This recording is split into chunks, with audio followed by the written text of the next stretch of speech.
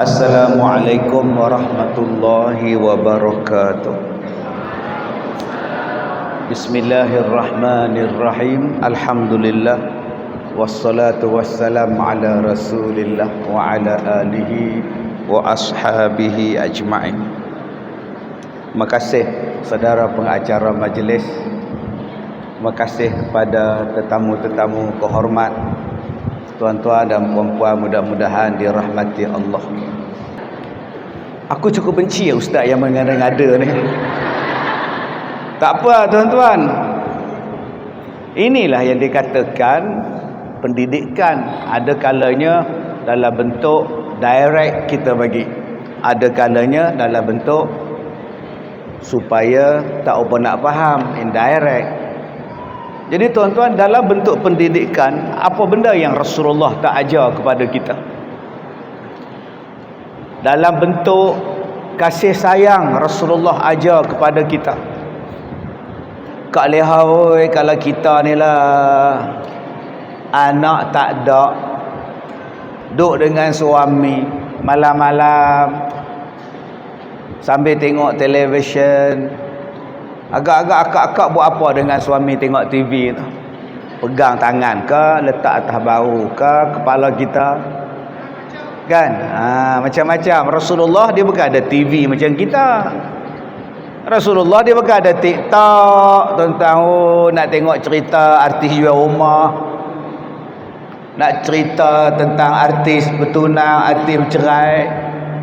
Bila Siti Aisyah duduk dengan Rasulullah dalam rumah, Allah, apa kata Siti Aisyah? Ya Rasulullah, boleh tak doakan kepada saya? Hai tuan-tuan, oi, suaminya Nabi, kalau tak minta doa ruginya. Doa Nabi mustajab kat song. Doa, maka Nabi ni terus tadah tangan, ya Allah, ampunkanlah dosa Aisyah ya Allah. Sama ada dosanya yang dulu, dosanya yang sekarang, dosa yang tersembunyi, dosanya yang terang-terang, ke ampunkanlah dosanya ya Allah. Nabi minta ampun bagi dosa-dosa Siti Aisyah. Bila Siti Aisyah dengar Nabi berdoa kepada Allah minta ampun, Siti Aisyah suka. Akhirnya Siti Aisyah letakkan kepala Siti Aisyah atas ribaan Nabi Muhammad sallallahu alaihi wasallam. Tak kesuka seorang Nabi minta doa supaya Allah Ta'ala ampunkan. Nabi minta Allah ampunkan dosa, ya Allah, sukanya. Nabi tanya pada Siti Aisyah, engkau sukakah aku doakan yang demikian? Suka ya Rasulullah. Kata Rasulullah, begitulah aku doakan kepada umat aku tiap-tiap kali aku solat. Nabi kata, begitulah yang aku doakan kepada umat aku tiap-tiap kali aku salat, ya Allah, kau ampunkanlah dosa umatku. Tengok tuan-tuan tak senyum pun. Yang Aisyah tadi senyum pasal Nabi doakan ampunkan Aisyah. Rupa-rupanya tuan-tuan, Nabi juga ampunkan doa, minta ampunkan kita. Allah sayangnya Nabi pada kita, padahal dia tak kenal kita pun. Nabi tak pernah tengok kita pun, kita tak pernah tengok Nabi pun, tapi Nabi tetap doakan untuk kita. Nak cari macam mana ni tuan-tuan? Jasa mudi kenang. Allahu Akbar. Lapangnya hidup, air pun orang bukakan. Mana nak cari? Dah kahwin belum? Allah belum Kak Leha, oi. Masih alhamdulillah belum kahwin lagi, mahal saham ni tuan. Baik tuan-tuan yang saya hormati, cuba kita tengok Nabi Muhammad. Dia buat sesuatu yang orang suka. Sebab tu kalau kita nak jadi orang hebat, buat sesuatu yang orang suka. Nabi kata apa? Basyiru, bagi orang suka. Nak jadi orang hebat, buat sesuatu yang menyukakan orang. Bila orang suka dengan kita, orang doakan kita, orang sayang kita. Saya pergi ceramah mana ke baru ni, ada satu budak kerja dia susun kasut orang di masjid. Dia susun dua. Saya tengok dia, "Dek, kasut saya mana?" "Tu." Dia ingat pula kasut saya. "Tu." Dah lama dah buat kerja ni. "Lama dah Ustaz." "Kenapa buat?" "Suka." Orang keluar daripada masjid dah ada sepasang kasut dia. Taklah pula, mana pula sebelah lagi kasut aku ni. Setengah masjid macam tu tuan-tuan. Sebab ada orang bila sepak kasut melambung satu.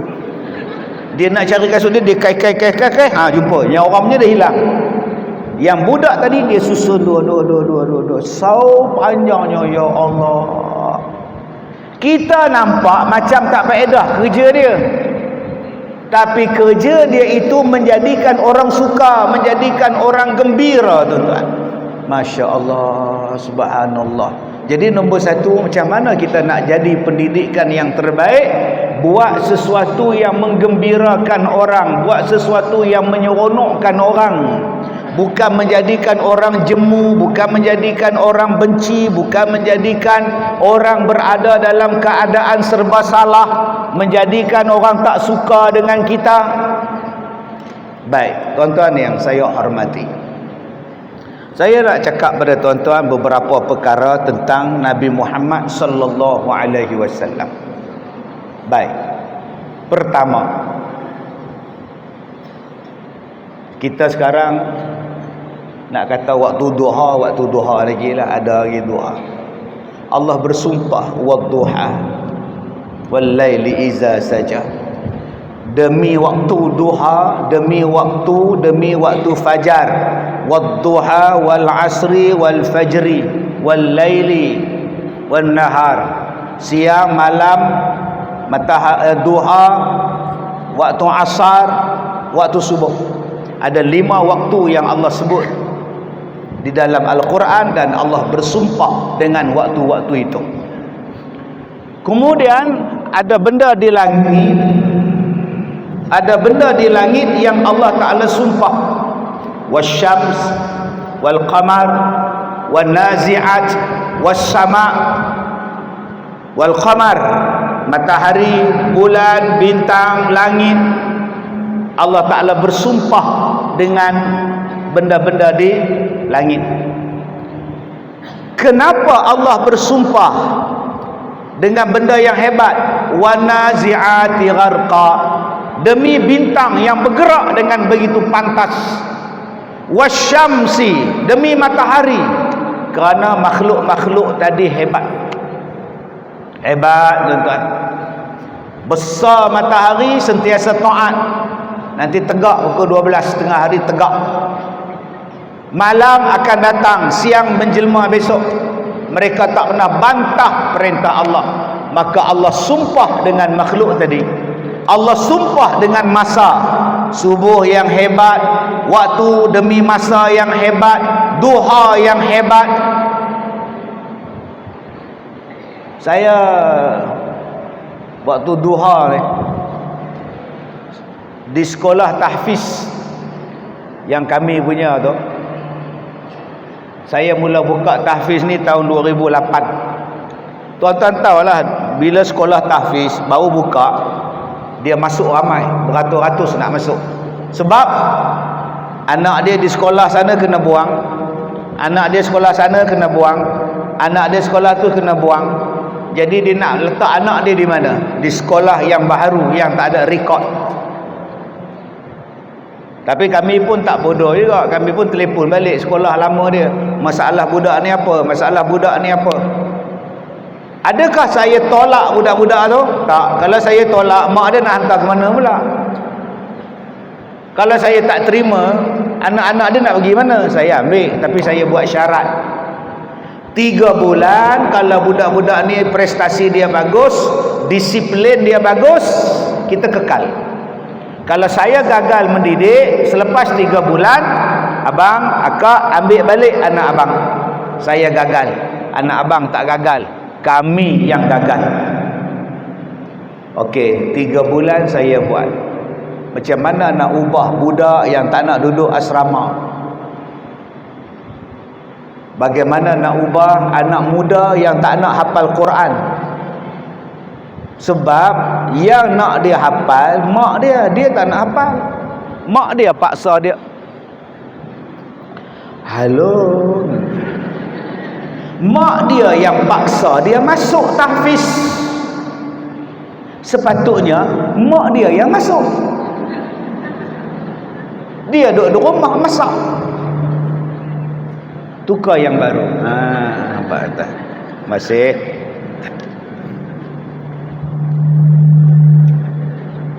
Baik. Tutup yang tu.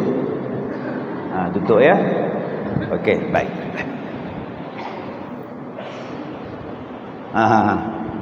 Dia orang cakap kat belakang saya dengar tuan tu. Ustaz tu gila ke apa? Baik, tuan-tuan yang saya muliakan. Tang mana lupa tuan. Duk dengar dia orang cakap lupa tuan. Astagfirullahalazim. Tahfiz tadi. Kalau saya gagal, mak dia ambil.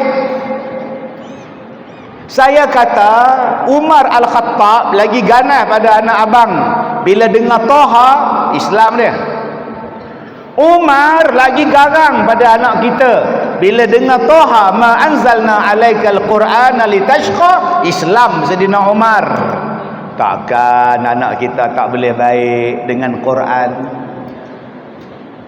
Maka saya pun suruh dia hafal Quran pelan-pelan. Tetapi yang saya wajibkan ialah sembahyang duha walaupun sunat. Sembahyang duha tu sunat, tapi semua kena pergi masuk tiap-tiap hari tuan-tuan. 3 bulan sembahyang duha. Pukul 9 masuk surau, pukul 9 pagi masuk surau. Allahu Akbar, Allahu Akbar. Berubah tuan-tuan budak-budak ni. Kita duk kata anak kita degil, tapi kita jarang suruh dia sembahyang duha. Kita duk kata staf kita ni melawan, cuba ajak dia sembahyang duha berjemaah. Kita duk kata kita ni beratlah, benaklah, susah nak masuk pelajaran. Mai waktu duha mesti ada sebab kenapa Allah bersumpah dengan waktu duha. Sayang tuan-tuan, kita hanya berjoging waktu duha. Cahaya yang kena pada badan kita menghasilkan peluh yang bagus pada waktu duha. Waktu duha lah paling bagus belajar. Waktu duha lah paling bagus bersenam, keluar peluh. Tapi sayang, anak-anak muda sekarang keluar peluh pukul 9 malam, main futsal sampai pukul 12 berlari jam. Dah tak ada dah. Berapa ramai yang mati pasal bersenam waktu malam, main badminton waktu malam. Allah, jom kita ubah balik, cari waktu yang paling sesuai untuk bersenam. Allah tuan-tuan, kadang-kadang masalah kita ni Kak Song, susah nak kumpul adik-beradik. Susah dah nak kumpul adik-beradik, saudara mara datang, susah. Ada satu cara yang senang Kak Som. Kak Som jangan bernafas di sini selama sejam. Lepas tu datanglah adik-beradik ramai-ramai. Yang mana faham, tak faham sudah. Baik. Okey ya. Allah bersumpah dengan masa, Allah bersumpah dengan makhluk, Allah bersumpah dengan yang saya sebut tadi. Ada tak Allah bersumpah dengan orang? Allah bersumpah demi masa, demi duha, demi Al-Quran, Yasin wal Quran, demi Quran, maknanya hebat. Ada satu-satunya ayat di dalam Al-Quran Allah bersumpah dengan makhluk yang bernama manusia. Nama manusia itu ialah Nabi Muhammad sallallahu alaihi wasallam. Allah bersumpah tentang apa? La'amruka innahum lafi sakratihim ya'maun. Demi umur kamu wahai Muhammad. Satu-satunya benda manusia yang Allah bersumpah dalam Quran hanyalah Nabi Muhammad. dan Allah bersumpah demi umur Nabi Muhammad. La'amruka innahum lafi sakratihim ya'mahun. Maknanya tuan-tuan, kalau duha tu hebat, matahari tu hebat, bulan tu hebat, waktu asar itu hebat, waktu subuh tu hebat, maknanya umur Nabi Muhammad juga adalah hebat. Jadi kalau ada orang tanya, yang kau buat maulud ni Nabi ada buat ke? Yang kau sambut maulidun Nabi ni Nabi ada buat ke? Kalau sambutan untuk engkau lahir memang aku tak sambut. Allah tak nak sumpah pun nama umur kau, tapi Allah sumpah tentang umur Nabi Muhammad. Sebab tu apa benda yang berkaitan dengan Nabi Muhammad, peristiwa sirah yang berlaku kepada dia, kami ikut, kami tengok, kami ambil pengajaran. Itulah nama dia sirah. Mulianya sirah Nabi tu. Sirah tu asal dari perkataan apa? Sarah. Sarah tu apa? Berjalan. Sirah tu apa? Perjalanan Nabi. Maka daripada dia lahir, daripada baginda dia mengandungkan, berada dalam perut ibunya, sampailah wafat baginda, sampailah bila-bila pun mulianya Nabi Muhammad. Sebab Allah bersumpah dengan umur Nabi Muhammad. Jadi kalau ada orang kata Nabi Muhammad ini sebelum jadi Nabi dia biasa-biasa saja, okey? Nabi Muhammad belum Nabi 40 dia biasa je. Dia hanya jadi hebat selepas 40. No. Jangan cakap macam itu.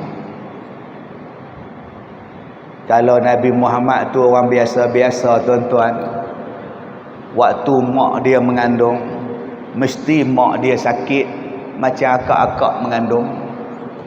Akak Leha ni waktu pregnant dulu, satu musim dengar,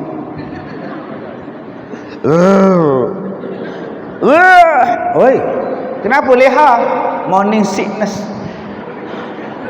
Satu musim kecoh. Nak beranak tu satu nilai dengar. Sebab naik ambulans. Wiwa. Siapa nak bersalin tu? Kak Leha. Bayangkan tuan-tuan kalau duduk di hospital dalam labor room, 4 orang, 3 orang beranak tuan-tuan. Agak-agak kecoh tak labor room tu? Meriah. Allah. Aduh. Itu kita. Allah. Aduh. Ya push. Kena pula doktor tu Cina. Kasih telan. Kita pun kita ingat telan Elio, rupanya teran. Kasih telan. Oh, dia pelat telan. Oi, kalau kita tuan-tuan sebelah kita pula katil tu, hak lain pula. Oi, comel hak sebelah tu pula lagi kecoh tuan-tuan. Hak mana faham tak faham sudah. Ayo, ya Allah. Yang mana faham tak faham sudah. Mak Nabi Muhammad waktu dia mengandung pada Nabi Muhammad, dia bukan sakit macam kita, dia beranak macam kita, tak sakit macam kita kat semui. Sebab Allah Ta'ala dah sayang Nabi Muhammad ni. Nabi Muhammad tak pernah menyusahkan siapa-siapa. Nabi Muhammad tak menyusahkan siapa-siapa, malah menyenangkan orang yang belah dia. Susu tak ada. Bila letak Nabi Muhammad, susu keluar daripada ibu susuan Nabi Muhammad. Untanya berjalan kurus, keldainya berjalan dalam lembik, badan kurus. Nabi Muhammad naik laju kuda untanya. Kebun-kebun ni tak menjadi bila Nabi Muhammad mari tuan-tuan, dibelah Nabi Muhammad dalam rumah, habis jadi elok semua. Subur elok belaka. Itulah Nabi Muhammad. Engkau kata Nabi Muhammad tu sama dengan orang-orang biasa? Astaghfirullahalazim. Nabi Muhammad tengah kecil-kecil ni pun tuan-tuan, datang malaikat Jibril belah dada dia, bersihkan hati dia. Dia bukan macam anak kita jantung berlubang. Anak saya 3 bulan ustaz, doktor dah belah jantung. Jadi macam Nabi Muhammad jugalah. Astagfirullahalazim. Anak makcik jantung melubang, Nabi Muhammad bukan jantung melubang makcik oi. Nabi Muhammad orang tak tengok aib dia. Nabi Muhammad orang tak tengok tuan-tuan aib pada badan dia, tutup elok. Sebab tu ada riwayat mengatakan bahawa Nabi Muhammad tu lahir-lahir dah bersunat. Ada juga yang kata beberapa hari lepas lahir baru sunat. Ada yang kata Nabi Muhammad itu lahir-lahir dah sunat, supaya orang tak dakwa, supaya orang tak klaim. Bayangkan Nabi Muhammad adanya Tok Mudim.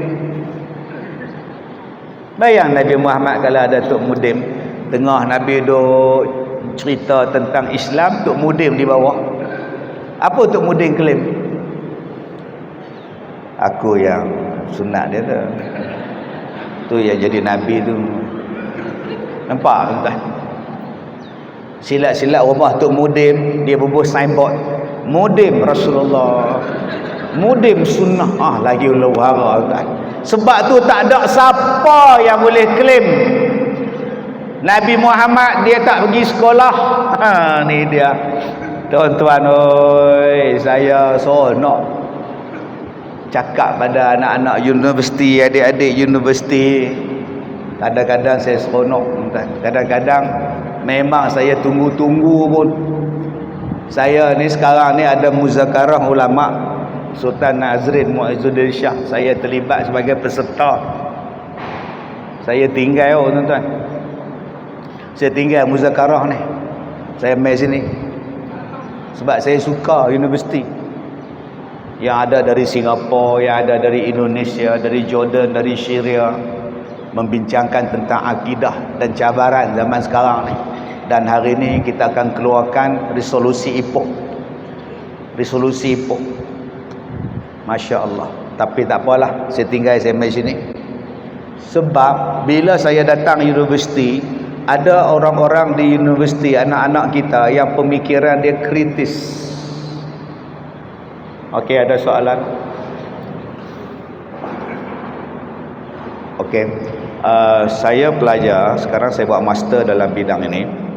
Soalan saya Ustaz, Nabi Muhammad dia belajar di mana ya?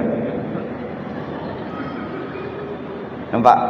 Saya ada ijazah dalam bidang ni dan sekarang saya buat master dalam bidang ni. Soalan saya, Rasulullah belajar di mana ya? I mean which university or his prof. Sebab tu saya suka mikrofon macam ni. Aku balik nonton. Kalau mikrofon ada wire panjang, bila saya balik dia patah balik tuan. Dia ada spring. Yang ni dia patah terus. Dia boleh cakap dia master. Nabi Muhammad belajar di mana?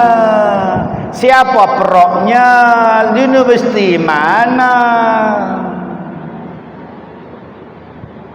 Agak berat untuk saya menerima Nabi saya tak boleh menulis, Nabi saya tak pernah membaca. Saya wow, hebat. Sebab apa? Saya master. Macam cerita drama pula, saya postman je pun. Saya master, saya PhD. Cuba Nabi jawab, saya Nabi. Saya SPM, saya diploma, saya ijazah, saya master, saya PhD. Kalau Nabi jawab, saya Nabi. Kamu nak kata kamu tinggi lagi pada Nabi?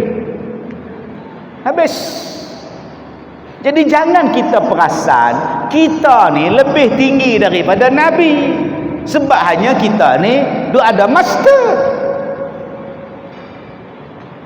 Berapa ramai tuan-tuan yang memahami bahawa kepandaian, kebijakan itu sebab pandai membaca. Tapi berapa ramai yang pandai membaca kena tipu. Seorang profesor di hari ini kerugian RM500,000 dipercayai terlibat dalam love scam. Beliau yang dipercayai bercinta dengan warga Amerika menghabiskan kira-kira 500 juta dalam tempoh setahun untuk kekasih gelapnya itu. Perah tu tuan-tuan, oi.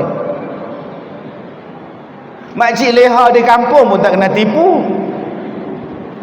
Sebab tu jangan kita faham bila kita ni boleh membaca, boleh menulis, kita pandai.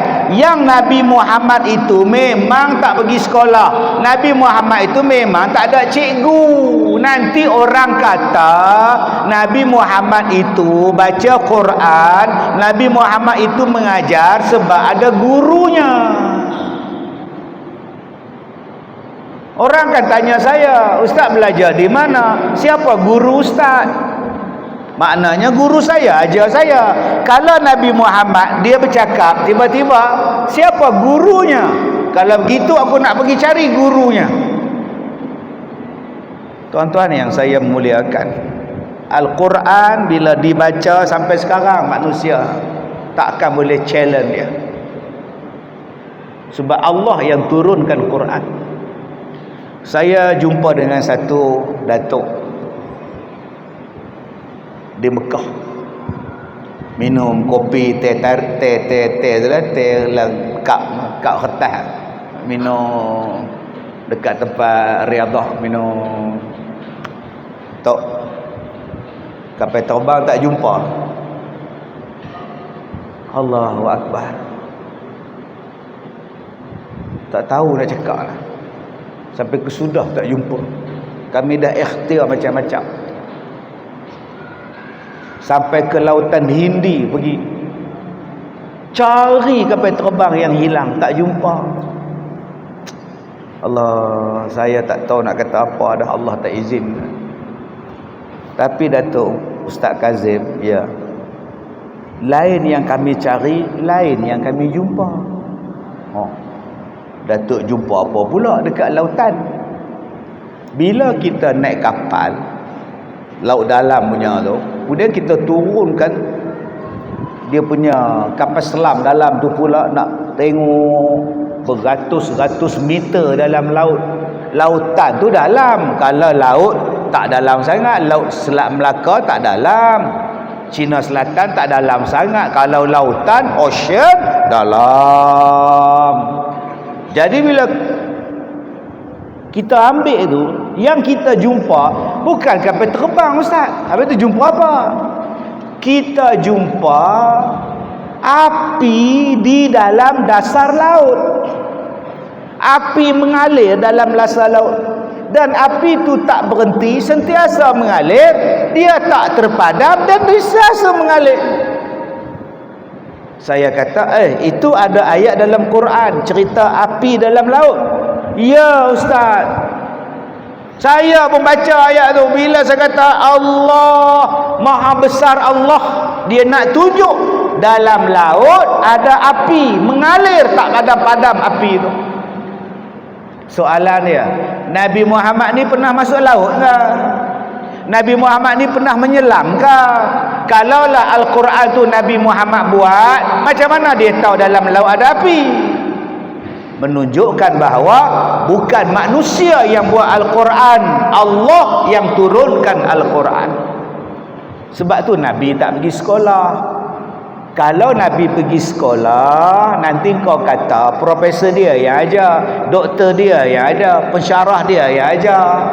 Tetapi yang ajar pada Nabi bukan prof, bukan doktor. Siapa dia? Allamahu syadidul quwa, yang sangat kuat yang mengajar Nabi Muhammad sallallahu alaihi wasallam. Allah mengajar Nabi Muhammad melalui perantaraan malaikat Jibril alaihi salam. Siapakah yang lebih pandai, Allah atau siapa? Sebab tu Nabi Muhammad memang tak ke sekolah, tapi sifat dia ialah fatanah, dia cerdik, dia cerdik, dia cerdik. Tuan-tuan yang saya muliakan,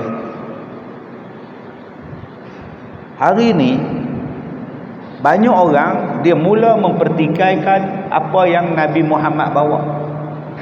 Contohnya tak ada ilmiah, tak ada kajian saintifik, macam-macam. Tuan-tuan tengok saya ni, apa kajian saintifik yang tak kena pada saya? Kak Leha, apa kajian saintifik yang tak kena pada saya? Mai tunjuk kat saya. MRI lebih 5 kali. Mula-mula masuk muntah MRI. Tekan loceng. Kenapa Ustaz? Nak muntah. Muntah. Masuk balik sempit. Apalah, kotak menatang macam apa, macam keranda ni. Waktu tu lah tak boleh nak tidur. Adik-adik kalau rasa-rasa jemu hidup, masuk MRI. Nah, akak-akak kalau rasa anak-anak suami degil-degil tu, tahu je MRI. Bayar 1,000 lebih kat doktor, sumbat duduk di alam tu. Keluar-keluar tu bodoh seminggu menong kan. Saya masuk kali pertama 45 minit. Kemudian duduk balik. Doktor tu kata tak nampak ah. Tak nampak lah Ustaz. Tak nampak langsung. So, lagi sekali? Lagi sekali apa? Masuk lagi sekali? Astaghfirullahalazim. 45 minit pula. Sejam setengah lagi pula. Lebih pada 4-5 kali saya masuk. Yang latest,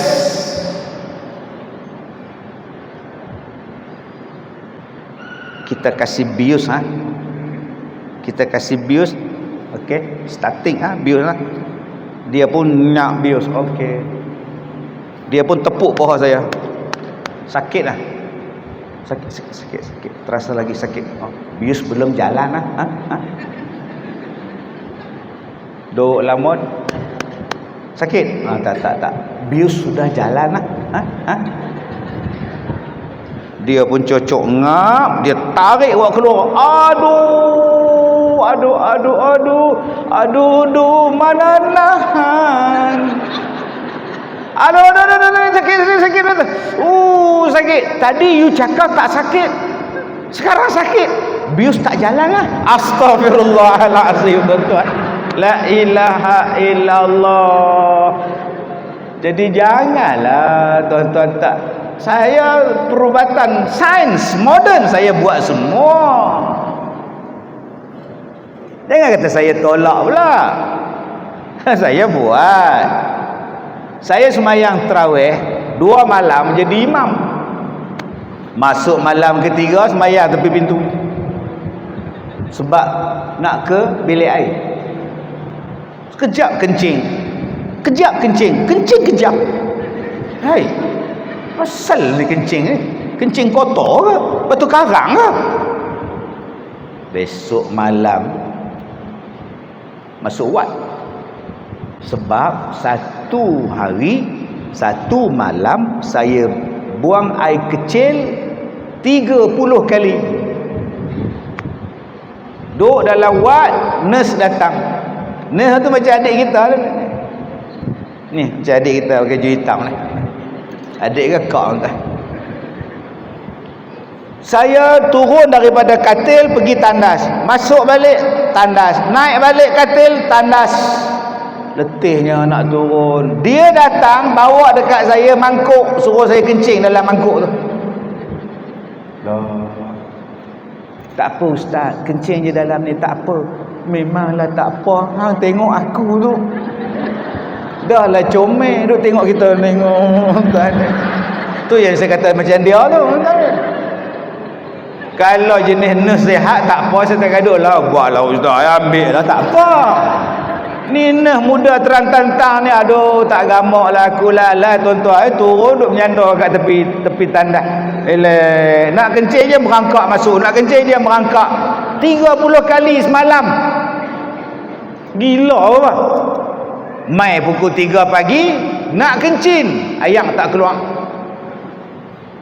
Aduh, tarik. Datang nurse. Kenapa Ustaz? Aduh, tak ada keluar air. Aduh. Dia orang telefon doktor 3 pagi. Doktor kata masuk air garam, drip. Intravenous drip masuk. Lagi sakit tuan-tuan. Saya kata engkau orang panggil doktor engkau orang sekarang juga.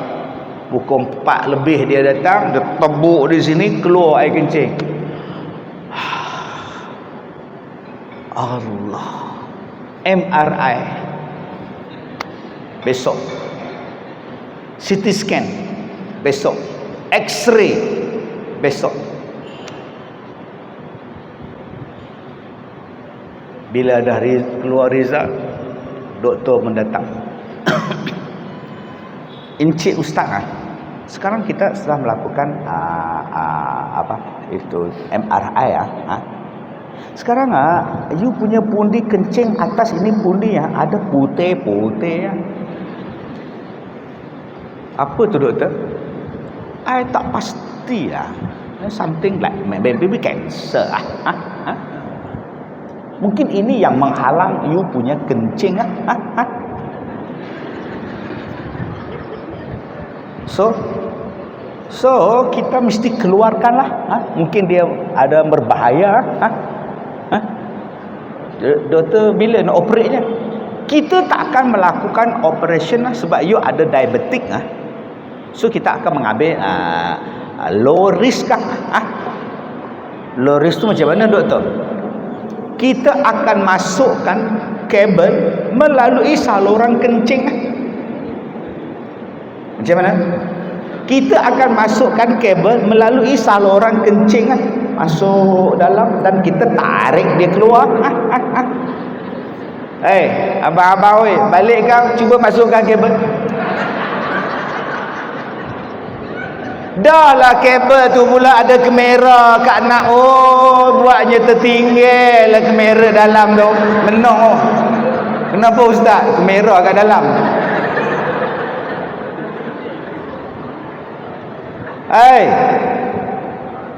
Besar mana kabel kalau ada kamera kan? Saya duk menggeliat dah ni.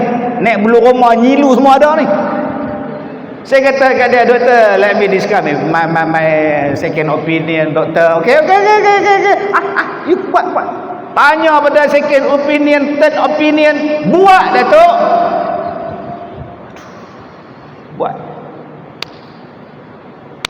Buat sepejam mata bius.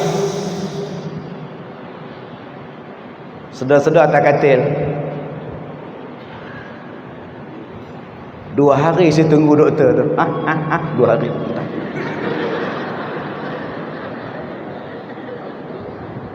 Dia datang, kita sudah melakukan prosedur. So, bila kita masuk ke dalam melalui kabel dan kita mau tarik dia keluar, itu benda putih dia makin atas lari. Macam mana doktor? Itu benda putih dia lari atas. Kita mau tarik dia lari atas. Jadi kita pun takut risiko. Jadi kita keluarkan balik. So, benda tu masih ada? Ya. So, apa cadangan you? Kita akan melakukan kali kedua. Astagfirullahalazim tuan-tuan. Nak mampu? Saya kata no. Ni parah ni. Tenang. Hak satu ni pun seksa dah, dia nak buat hak kali kedua dah ni. Parah ni. Tenang tuan-tuan. Oh no.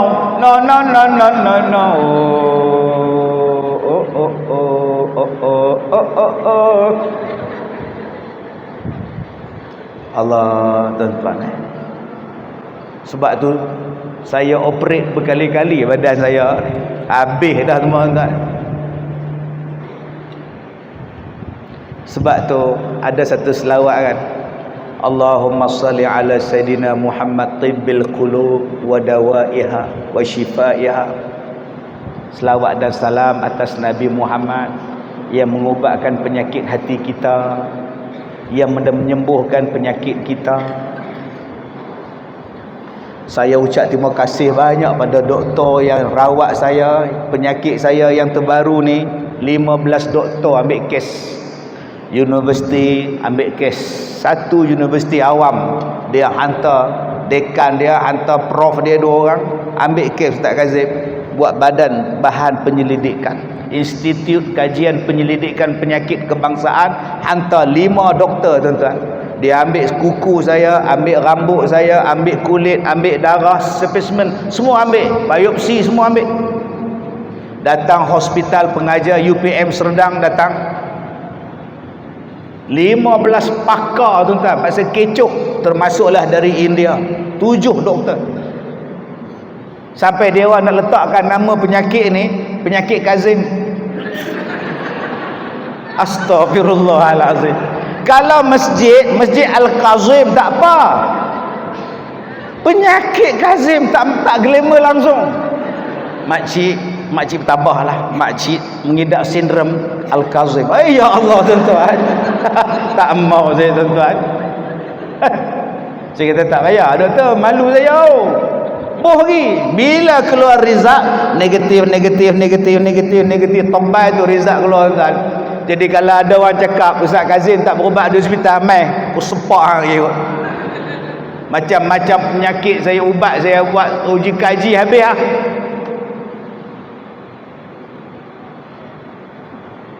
Mengadu pada Allah. Jadi macam mana Ustaz? Ustaz, ya. Jadi macam mana Ustaz?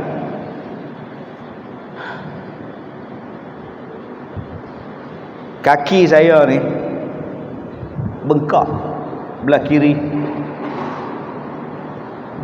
Jumpa doktor, bisul. Tak ada mata pun, memanglah sebab mata di muka. Oh ya. Betul. Pandai doktor. Tak ada punat pun. Ya, punat baru betul. Kita orang kampung mata lah. Dia kata memang tak ada mata di sini. Sekarang hari Rabu saya bagi kasih ubat, kasih kecut lah. Kalau tak kecut juga hari Jumaat kita potong lah. Potong kaki atau bisul. Bisul lah. Okey cakap. Okeylah, bisul. Saya takut kaki lah. Sayang kaki mau pakai doktor. Lepas sembahyang Jumaat pi serah diri. Zak dia potong tuan-tuan, darah tak ada, nanah tak ada.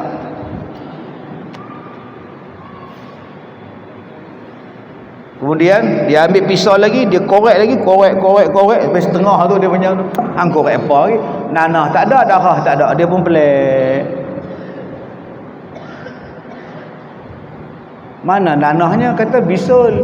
Mana darahnya? Tak ada apa, pergi ambil bubur plus tutup.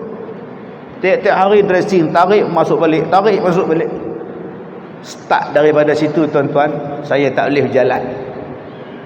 Start daripada situ, kulit saya macam orang kena toreh pisau.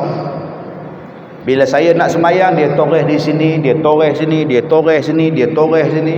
Bila saya nak masuk television, dia toreh, berdarah. Sampai saya tengah duk konsak dengan doktor tu, saya duduk atas meja ni, tangan saya macam tu, dia doktor sini, saya tengah berbual dengan dia, tangan saya meleleh. Doktor, you see bleeding. You garu ke? Mana saya garu, kita duduk dua saja doktor. Dia tengok muka saya. Ini sakit orang tua lah. Oh ya. Allah tuan-tuan, saya kena ambil krim bubur supaya tahan, jangan keluar darah. Bila saya nak live dalam TV, saya tempek macam-macam benda ni tuan-tuan supaya tak keluar darah. Bila saya buat live Facebook, saya pakai topeng, nampak mata, topeng yang orang bisi rumput tu pakai. Satu badan tuan-tuan. Penyakit apa aku ni? Dengan siapa nak mengadu? Allah. Doktor saya pi, segala doktor pakar dah saya pergi. Anni massani yadur wa anta arhamur rahimin. Anni massani yadur wa anta arhamur rahimin. Anni massani yadur wa anta arhamur rahimin. Ya Allah, aku ni sakit ya Allah, Engkau lah yang Maha Pengampun, Engkau lah yang Maha Mengasihani ya Allah. Tidur tak boleh. Nak tidur macam mana? Belakang ni berdarah. Ambil bedak sejuk bubur. Setahun. Satu malam saya duduk, saya baca doa, saya mandi, alhamdulillah saya boleh tidur. Saya mimpi Saya mimpi tuan-tuan,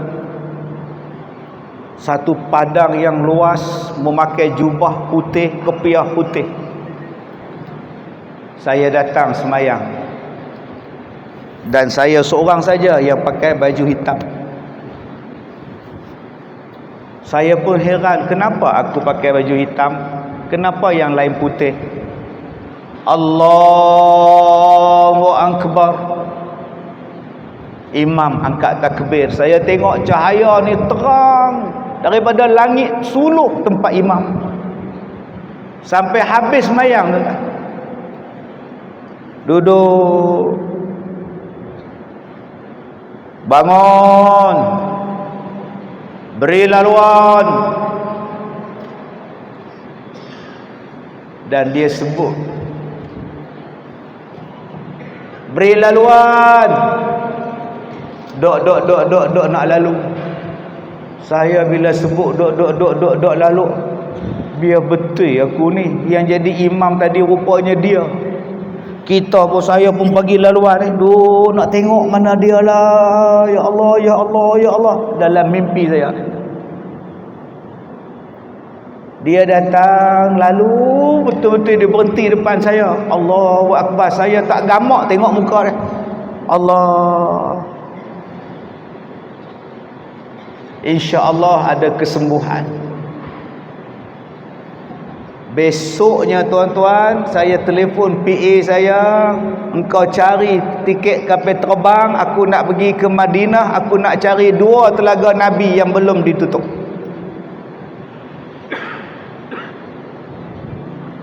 Saya cari di Madinah tuan-tuan, 2 jam setengah saya naik kereta daripada Madinah pergi cari telaga. Saya minum, saya mandi, saya minum, saya mandi, bawa balik ke hotel 8 tong. 3 hari saya duduk di Madinah, lepas tu saya pergi buat umrah 3 hari, saya balik. Ni dia hasil dia. Ni dia hasil dia. Ni dia hasil dia. Ni dia hasil dia. Kulit saya kering, tidak ada lagi luka, tidak ada lagi bleeding, tidak ada lagi torehan.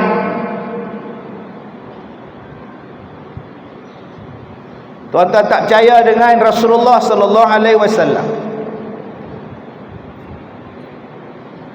Kalau minum air dia, mandi dia pun Allah tunjuk tuan-tuan.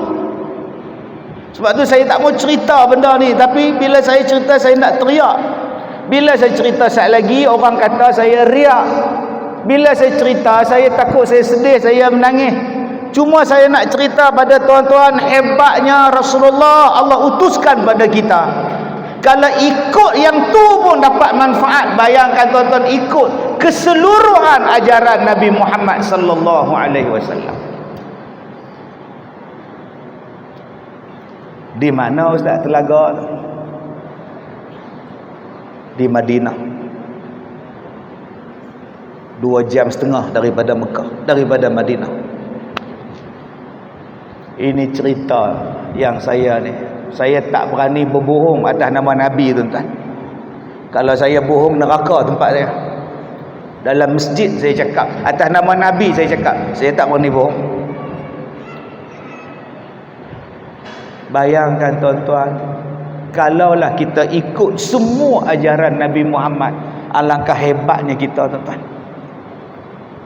Sebab tu bila saya sembuh daripada penyakit misteri saya ni,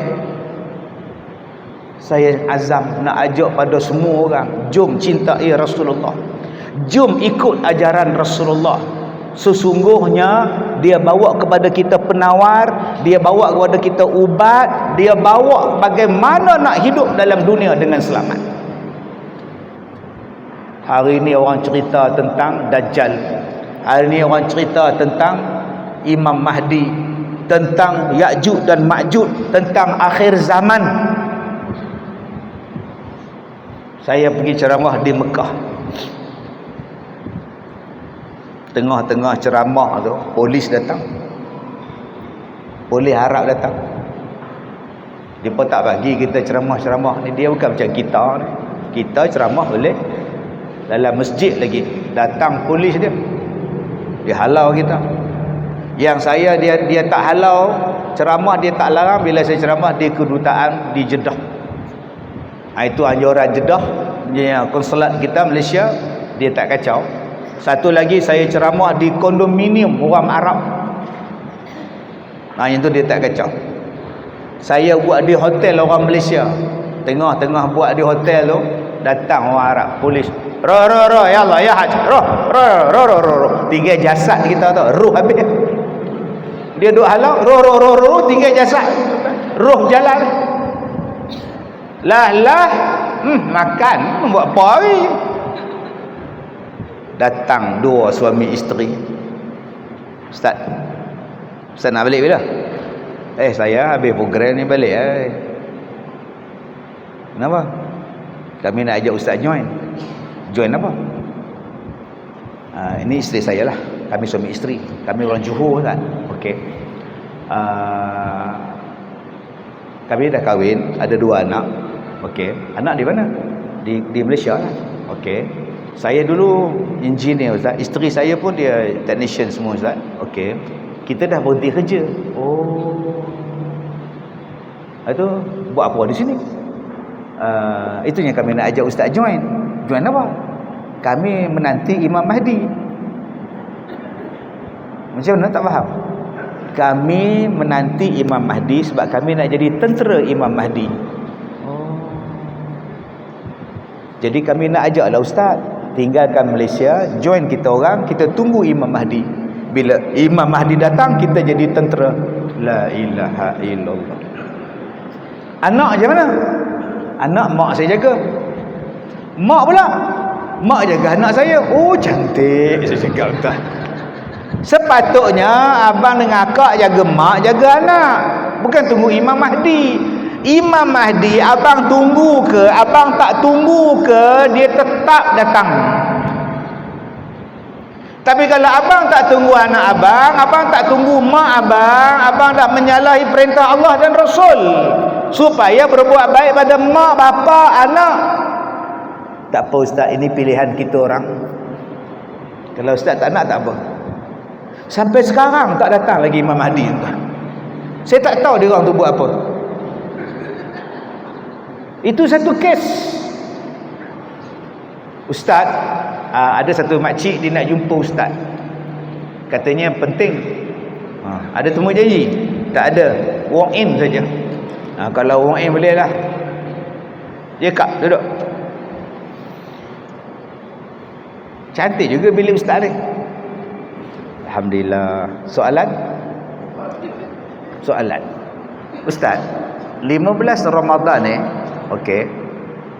Ustaz tahu tak dukhon akan datang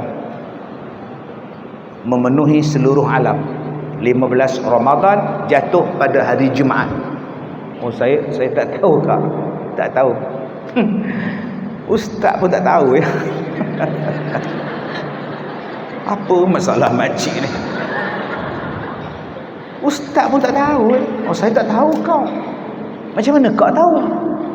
Guru akak beritahu. 15 hari bulan ni akan datang dukhon memenuhi dunia. So, kami dah buat persiapan. Bila dukhon datang, Dajjal akan datang. Jadi akak dah buat dah persiapan. Di rumah akak dah buat satu store. Segala makanan akak dah simpan di situ. Beras. Itu yang tak cukup beras tu, simpan. Nama dia prepping, nama dia. Maggi, bihun, air. Jadi kalau Dajjal datang, no problem Ustaz. Kita dah ada stok kita. Apa tu? Saya duk ingat, bayangkan Dajjal datang ke store, buat apa tu? Macam itu ke Dajjal datang? So Ustaz, saya datang ni untuk saya keluarkan semua duit saya dalam ASB, dalam tabung haji. Sebab pada masa itu duit kertas semua tak pakai. Masa tu yang laku emas. Saya nak keluarkan dan saya nak ganti beli emas. Baik. Silakan. Emas tu kau nak simpan di mana? Guru akak akan simpan. Okey kak, selamat. Selamat Ustaz. Habis hari raya, nak masuk Muharram, dia datang jumpa saya.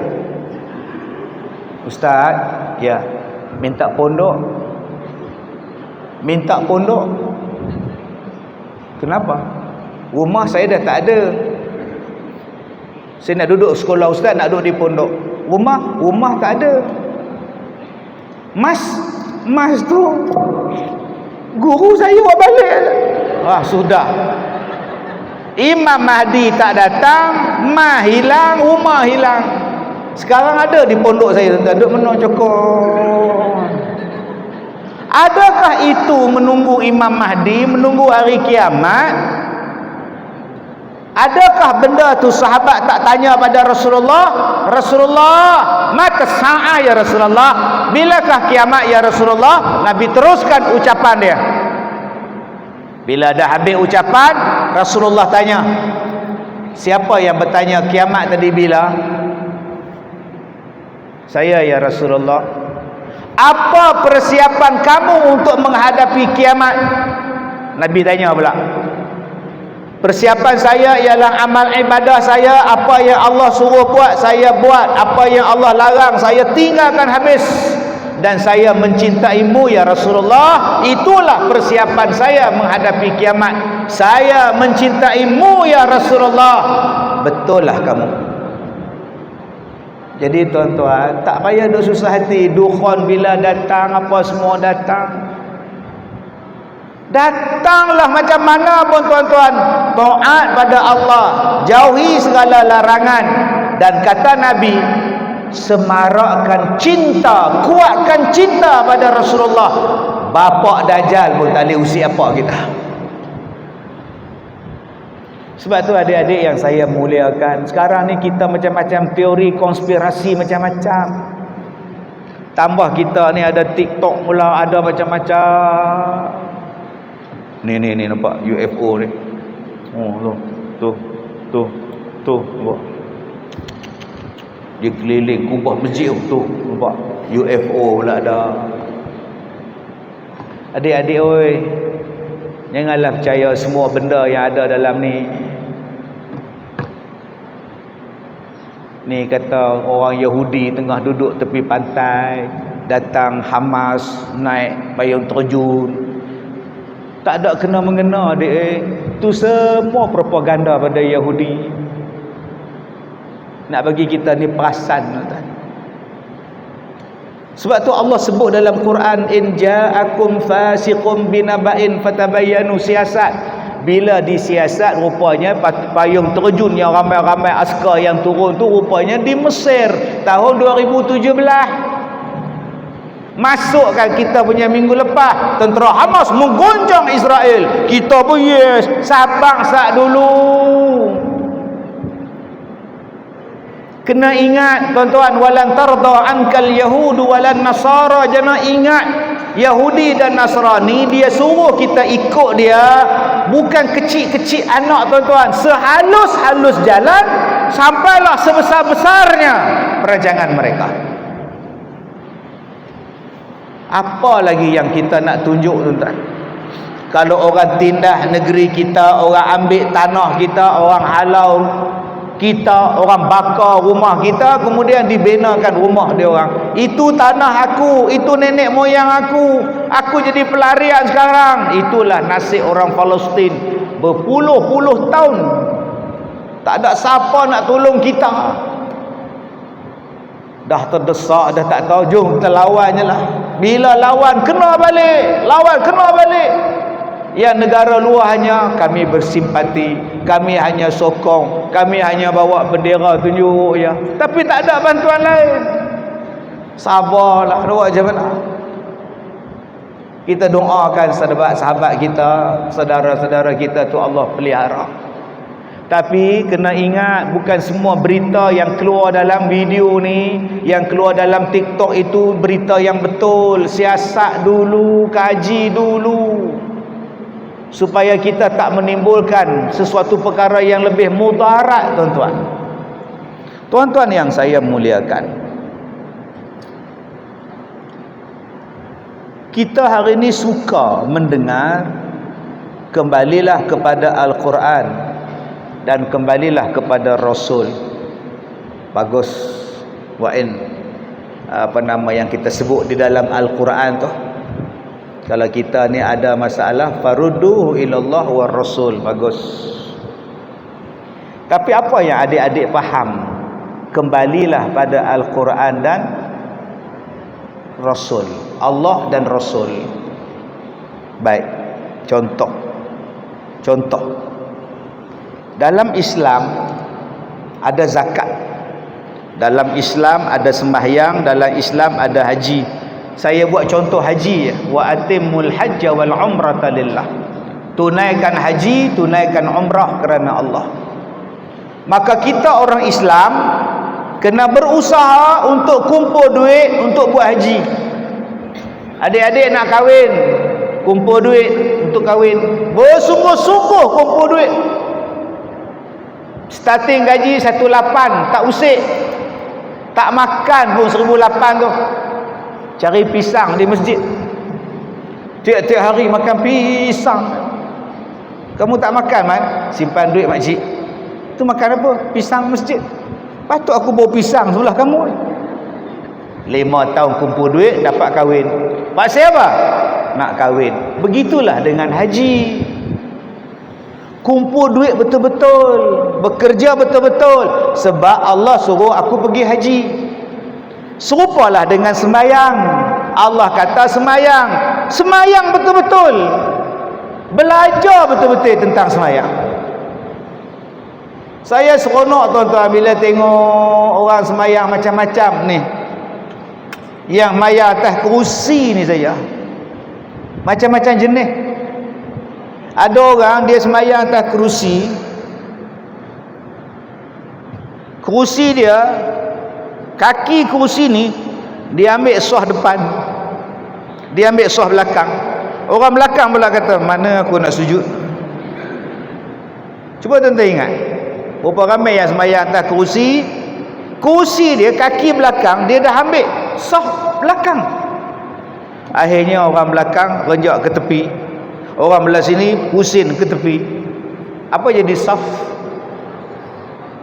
Ada pula tuan-tuan, sudah, dia ngundur ke belakang, dia pula tak sama sah dengan orang lain. Kenapa tak belajar betul-betul bila nak sembahyang, kaki kerusi ni di mana? Adakah satu barisan yang sama? Ustaz, kalau kaki kerusi ni satu barisan yang sama, saya berdiri di sini, saya dah lain pada orang ustaz. Sebab itu saya renjak ke belakang supaya sama sah dengan orang lain. Memang, tapi abang dah ganggu sah belakang. Ada yang datang daripada rumah, begini dia bawa kursi ni dari rumah ni. Hoi ni datang. Kemudian letak di masjid. Letak. Usalli fardal maghribi. Allahu akbar. Bang, tadi abang boleh berjalan, naik tangga begini, pasal apa abang duduk? Sepinggang tak tahu, pinggang tak kuat, tapi abang boleh berjalan, boleh berdiri, abang boleh pikul kursi. Kenapa abang terus duduk? Akhirnya saya sakit. Kacau tuan-tuan. Hak sembahyang jenis tu. Ada yang sembahyang pula siap bawa bantal buah tapaha ni. Sami Allah. Kenapa bantal makcik? Nak sujud. Sujud mesti kena benda. Kenapa makcik tak bawa meja sekolah? Kursi satu, meja sekolah. Sujud atas kursi meja tu. Belah kanan meja, belah kiri kursi. Hoi. Mana makcik sekolah ke? Masjid. Dia faham bila nak sujud mesti ada benda kena. Belajarlah. Saya ziarah satu orang sakit, dia aksiden, patah tangan, patah kaki. Abang semayang bang? Semayang. Nanti tayamum macam mana? Tayamum macam biasa. Jelah macam biasa tu macam mana? Tayamum ganti semua. Kaki-kaki semua tayamum. Astagfirullahalazim bang. Bang tayamum dua bang. Dia belasah dengan kaki-kaki. Adik-adik belajar. Bila kita belajar tentang semayang, baru kita tahu hebatnya semayang. Sebab tu Allah suruh kita semayang. Macam tadi semayang duha, Allah suruh kita bayar zakat. Tengoklah zakat. Antara zakat yang kena bayar ialah emas.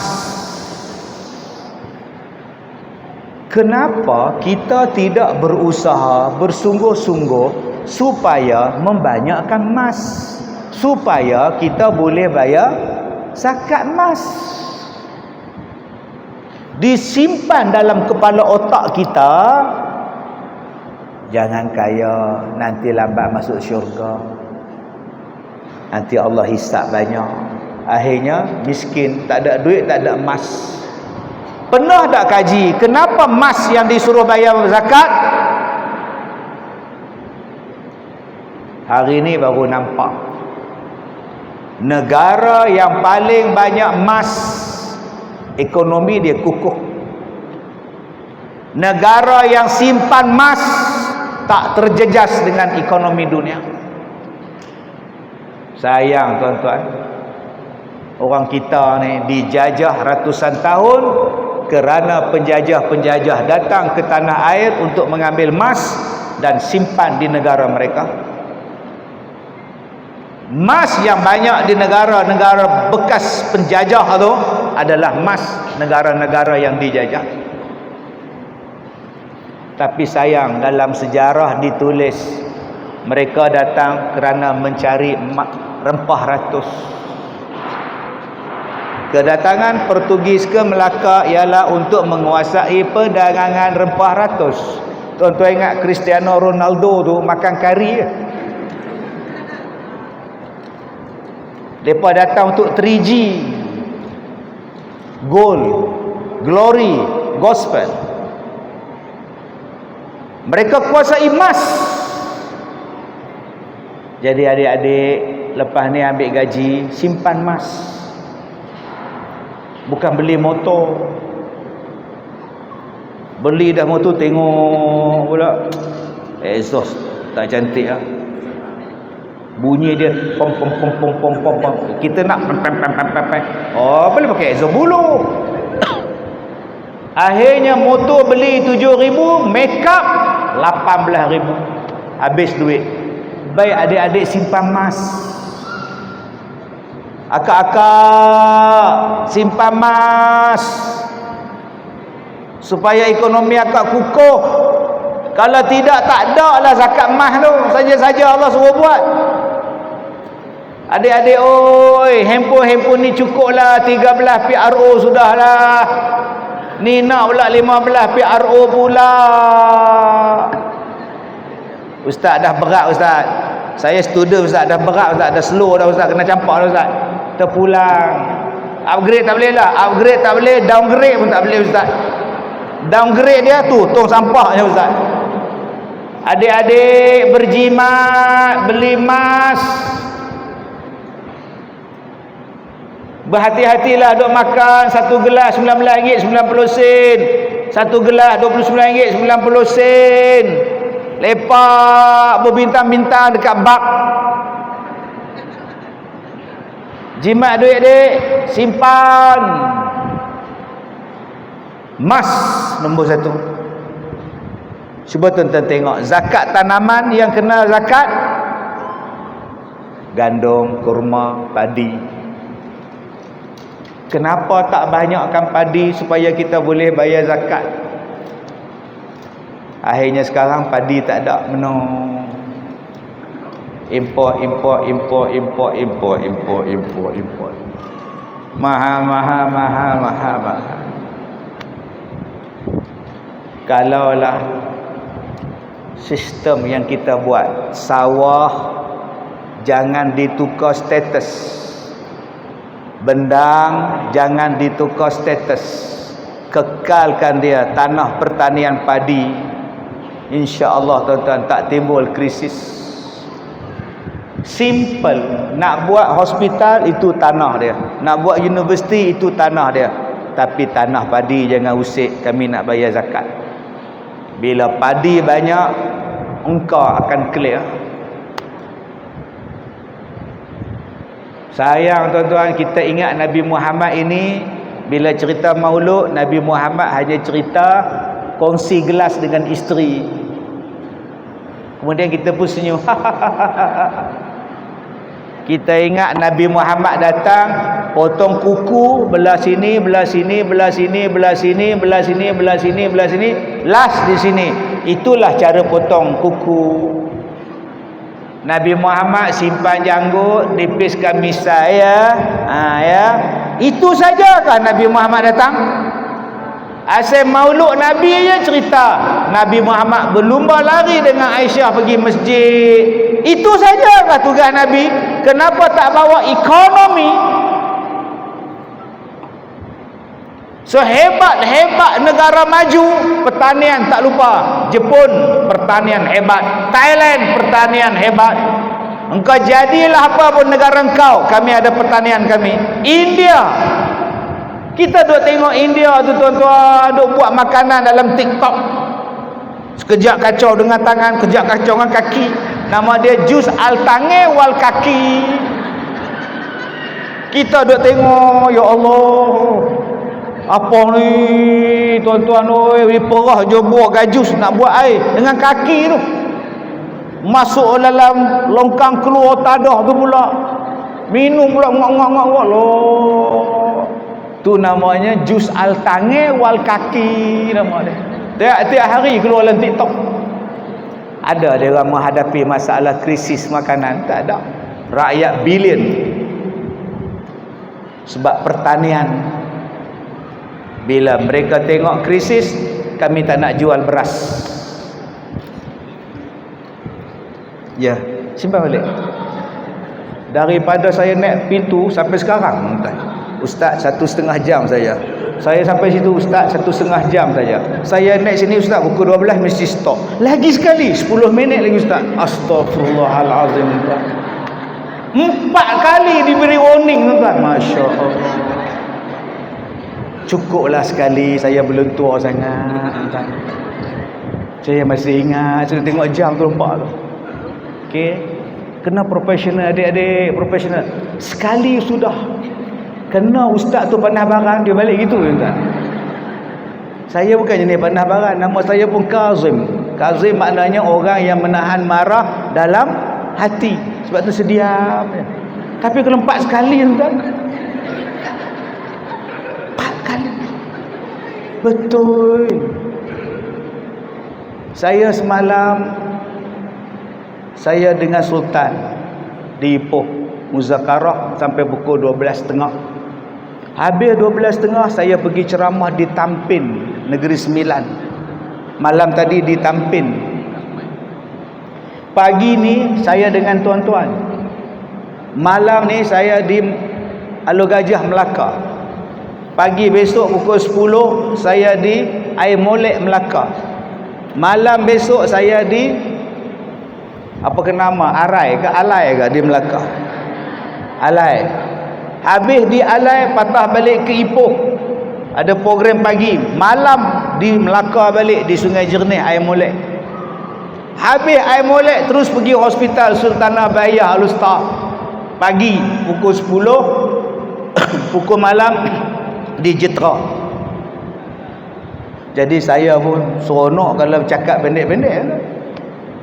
Sebab saya bercakap banyak. Letih tu. Langsung saya lupa benda apa saya nak cakap. Sayang. Bab padi tadi. Nabi Muhammad bukan datang dia bawa cerita tuan-tuan cara potong kuku ya. Ni kadang-kadang pergi potong kuku dalam masjid. Buang tak kapet. Bila sujud kita bagi salam-salam. Astagfirullah. Kuku tak. La ilaha illallah. Dek, Nabi Muhammad dia bawa sistem Islam tu.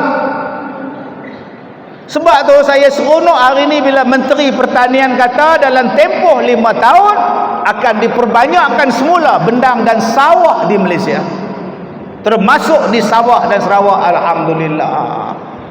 Sebab saya pergi, yang tu sawah buat rumah, yang tu sawah buat kedai, yang tu sawah dulu tapak rumah, tapak kedai, yang tu tapak golf. La ilaha illallah. Nanti kalau beras tak ada nak makan apa? 15 tahun saya cakap tuan-tuan, bahaya yang akan datang bila awak tukarkan status tanah pertanian kepada industri.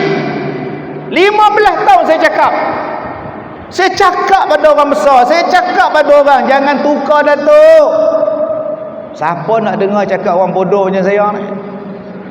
Dan hari ini dah jadilah. Tuan-tuan, ni nama dia botol kecil. Ni, mini botol. Ni nama dia mini botol. Kalau dua lah.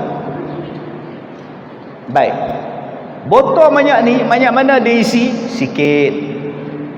Kena botol besar saya ni banyak. Ustaz cakap sajalah, nak cakap apa penting pada dah tengah hari ni, Ustaz tahu tak? Allah Ta'ala dia bagi makcik mengandung bila keluar baby. Baby tu makan nasi terus ke? Berapa lama dia nak ambil masa untuk makan nasi? Setahun? 6 bulan? 2 bulan? Okey, waktu dia kecil agak-agak berapa periuk dia makan nasi? 2 suap saja. Lepas tu no nasi. Bagi dekat dia ayam, yes ayam. Dia tak makan nasi. Bila budak ni akan mula makan nasi banyak? 15 tahun, 13 tahun begini makan nasi. Maknanya setiap orang mengambil masa 15 tahun untuk makan nasi. Proses population manusia di Malaysia cantik Allah bagi. Budak-budak beranak sampai dia besar, beras akan cukup.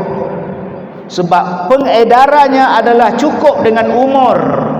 Makanan akan cukup, semua cukup, Allah atur.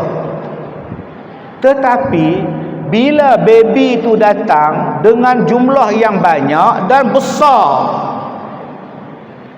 kalau anak kita sebulan, setahun lambat nak makan, tapi kalau baby yang datang tu big boy,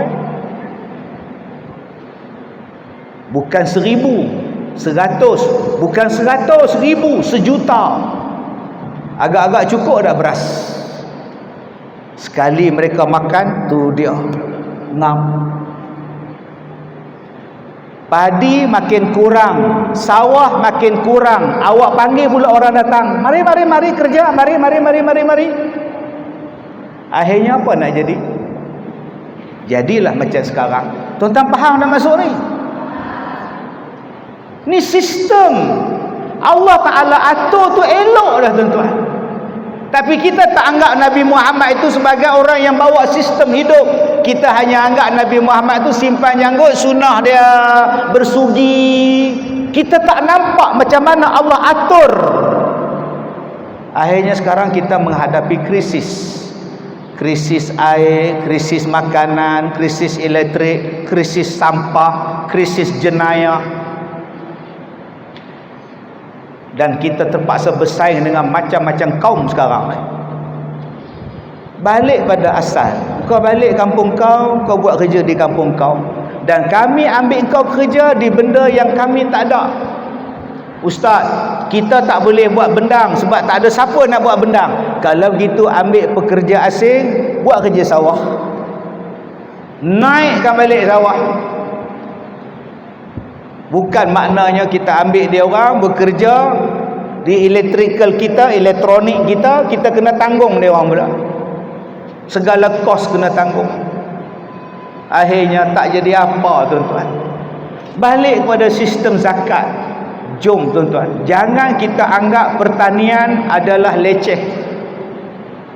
Jangan. Adik-adik nanti jadi orang hebat. Al-Fatihah, Al-Baqarah. Surah pertama Al-Fatihah, surah kedua Al-Baqarah. Lembu. Adik-adik faham? Bodoh macam lembu. Lembu dicocok hidung. lembu bodoh, lembu bodoh, lembu bodoh. Malah laku bela lembu. Tengok-tengok dalam Quran Al-Baqarah. Kalaulah lembu tu bodoh, takkan Allah nak bubuh nama Quran Al-Baqarah. Adik, satu kawan saya, pejabatnya di Kuala Lumpur, dia buat korban. Setahun dia buat korban, keuntungan dia 24 juta setahun. Korban lembu saja 24 juta ringgit. Tapi sayang, makcik-makcik, kalau datang orang Minang anak makcik, awak kerja apa? Saya bela lembu. Tak nak lah, sebab tak pakai tie. Jadi adik-adik kalau lepas ni nak bela lembu, pastikan pakai tie. Kawan saya 24 juta setahun. 3 bulan je kerja dia. Lembu. Susu okey, daging okey, kulit okey. Allah. Saya cakap pada Felda, bela lembu dalam Felda, bela lembu dalam kelapa sawit. Banyakkan lembu. Kalau tidak tuan-tuan, apa guna Allah Ta'ala sebut lembu dalam Quran? Kambing Nabi Muhammad bela kambing.